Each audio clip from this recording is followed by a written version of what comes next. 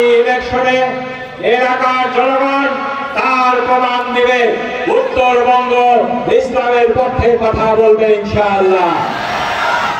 54টি বছর আমরা দেখেছি এদেশকে শাসন করেছে রাম বাম জাতীয়তাবাদী বিভিন্ন নামে বিভিন্ন গোষ্ঠী, কিন্তু এ জাতির ভাগ্যের কোনো পরিবর্তন হয়নি।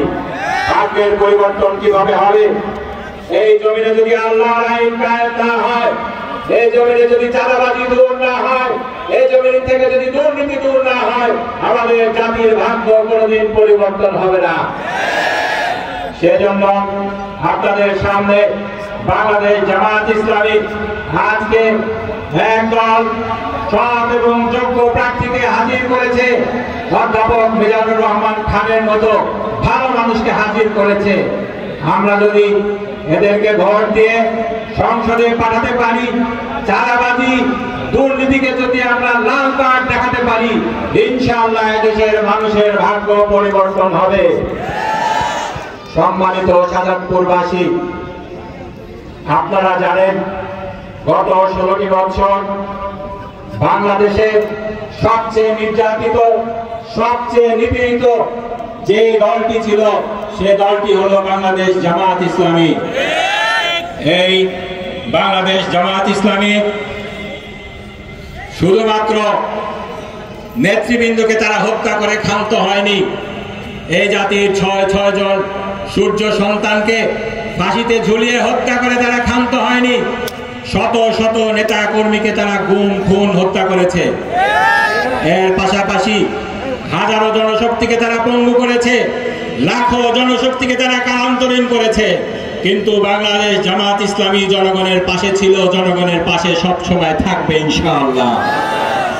এদেশ থেকে ইসলামকে মূলোৎপাটন করার জন্য তারা বাংলাদেশ জামাত ইসলামীকে টার্গেট করেছিল। ভেবেছিল তারা ফুটকারে দিনের বাতি নিভিয়ে দেবে।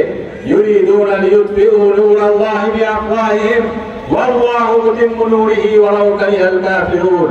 আল্লাহ তাআলার শপথ, আল্লাহ তাআলা নিজের নামে শপথ করছেন, শপথ করে বলছেন তারা ফুটকারে আমার বাতিকে নিভিয়ে দিতে চায়, দিনের বাতিকে নিভিয়ে দিতে চায়, কিন্তু আমার কসম, আমার শপথ, আমি দিনের বাতিকে প্রজ্বলিত করব ইনশাআল্লাহ।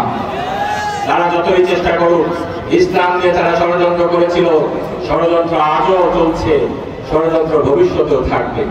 কিন্তু যতই তারা ষড়যন্ত্র করুক, ইসলাম দেশের মাটিতে ভিতরে ঢুকে গেছে, শিকড় গভীরে পৌঁছে গেছে। এদেশ থেকে কেউ ইনশাআল্লাহ ইসলামকে মূলোৎপাটন করতে পারবে না। সম্মানিত শাহজাদপুরবাসী, এই যে এত ত্যাগ, এত কোরবানি, তারপরে আমরা দেখলাম যে এই ফ্যাসিবাদ আমাদের উপরে জগদ্দল পাথরের মতো চেপে বসেছিল, সেই ফ্যাসিবাদকে এদেশের ছাত্র জনতা বুকের তাজা রক্ত ঠেলে হটিয়ে দিল। 34 দিনের আন্দোলনে আবাবিল পাখি দিয়ে যেভাবে আল্লাহ তাআলা সেই আব্রাহাকে ধ্বংস করেছিলেন, সেই আওয়ামী ফ্যাসিবাদকে আল্লাহ তাআলা ধ্বংস করে দিলেন। আল্লাহ তাআলার রহমতে আমরা একটি মুক্ত বাংলাদেশ পেয়েছি। এত ত্যাগ, এত সংগ্রাম, এত ত্যাগের মাধ্যমে, এত রক্তের মাধ্যমে যে বাংলাদেশ আমরা পেয়েছি, সেই বাংলাদেশকে কি আমরা আবার পথ হারাতে দিতে পারি? অবশ্যই পারি না। সম্মানিত শাহজাদপুরবাসী, আপনাদের মাধ্যমে দেশবাসীকে জানিয়ে দিতে চাই, আমাদের দেশে যদি আমরা উন্নতি চাই, এদেশের স্বাধীনতার রক্ষা কবচ রয়েছে ইসলামের মধ্যে। এদেশে যদি আমরা ইসলামকে কায়েম করতে পারি, তাহলে ইনশাআল্লাহ এই জাতি আর পথ হারাবে না। বাংলাদেশ জামাত ইসলামী আজকে ডক্টর শফিকুর রহমানের নেতৃত্বে, আমাদের রফিকুল ইসলাম খানের নেতৃত্বে একটি মানবিক বাংলাদেশ গড়ার জন্য অঙ্গীকারবদ্ধ। আপনারা যদি সাথে থাকেন, আপনারা যদি পাশে থাকেন, এই সারা দেশে যে ইসলামের পক্ষে জোয়ার উঠেছে, আমি বলবো শুধু বাংলাদেশ নয়, সারা বিশ্বে ইসলামের পক্ষে যে জোয়ার উঠেছে, এই জোয়ার প্রমাণ করছে আগামীর বিশ্ব ইসলামের বিশ্ব হবে ইনশাআল্লাহ।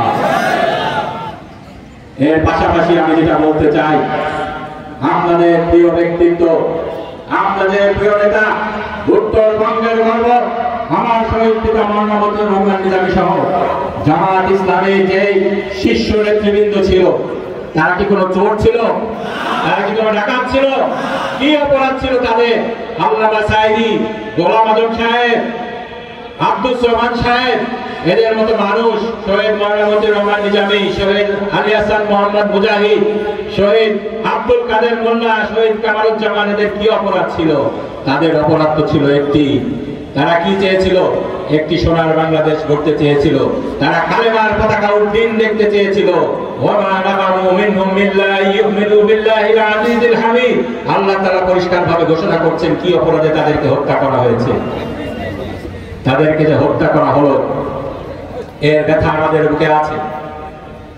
তাদেরকে যে হত্যা করা হলো অন্যায়ভাবে বিচারের নামে প্রহসন করে নাটক সাজিয়ে তাদেরকে হত্যা করা হলো, এর ব্যথা বাংলার মতো আপামর জনসাধারণের বুকে রয়েছে। তারা আল্লাহর কাছে শহীদ হিসেবে চলে গিয়েছেন। তাদের উপরে যে অত্যাচার করা হয়েছে, আমি বলবো শুধু তাদের উপরে অত্যাচার করা হয়নি, সারা বাংলার জনগণের উপরে অত্যাচার করা হয়েছে। সেই শহীদ মাওলানা মতিউর রহমান নিজামী, যাকে এই উত্তরবঙ্গের জনগণ ভোট দিয়ে বারে বারে সংসদে পাঠিয়েছে, সেই শহীদ মাওলানা মতিউর রহমান নিজামী আজকে না থাকতে পারেন। তার প্রতি দাঁড়িপাল্লা কিন্তু এখনো রয়েছে। আপনারা সাজাদপুরবাসী সেই ন্যায়ের প্রতীক, ইনসাফের প্রতীক, শহীদদের প্রতীক দাঁড়িপাল্লাকে যদি ভোট দিয়ে বিপুল ভোটে বিজয়ী করে সংসদে পাঠাতে পারেন, আমি মনে করি সেই শহীদদের রক্তের দাগ ভাঙা জবাব দেওয়া হবে ইনশাআল্লাহ। সেই শাহাদাতের বদলা নেওয়া সম্ভব হবে ইনশাআল্লাহ। আপনারা সবাই প্রস্তুত আছেন তো ইনশাআল্লাহ? আল্লাহ আপনাদের হাতগুলোকে কবুল করুন। আমি দোয়া করছি, আপনাদের জন্য প্রাণ খুলে দোয়া করছি। ইনশাআল্লাহ আমরা আমাদের অধ্যাপক মিজানুর রহমান খান, রফিকুল ইসলাম খান সহ সিরাজগঞ্জের 7টি আসন, পাবনার 5টি আসন, সবকটি আসনে এমপিকে নিয়ে ইনশাআল্লাহ সংসদে যাব। শহীদদের পক্ষে কথা বলবো, উত্তরবঙ্গের পক্ষে কথা বলবো ইনশাআল্লাহ। আপনাদের জন্য প্রাণ খুলে আমি দোয়া করছি, আপনারা আমার জন্য দোয়া করবেন ইনশাআল্লাহ। শহীদের সন্তান হিসাবে আমি যেন আমার শহীদ পিতা যে সুনামটা ছিল সৎ এবং যোগ্য মানুষ হিসাবে, সেই সততা এবং যোগ্যতার সুনামটা রাখতে পারি, আপনাদের পাশে দাঁড়াতে পারি, সাধারণ মানুষের জন্য কাজ করতে পারি। আমার কথা আমি আর লম্বা করছি না। আপনাদের মঙ্গল কামনা করে, আপনাদের সুস্বাস্থ্য কামনা করে, আগামী সুন্দর ভবিষ্যৎ কামনা করে আমার বক্তব্য আমি এখানে শেষ করছি। ওয়া আখিরু দাওয়ানা আলহামদুলিল্লাহি রাব্বিল আলামিন। আসসালামু আলাইকুম ওয়া রাহমাতুল্লাহি ওয়া বারাকাতুহু।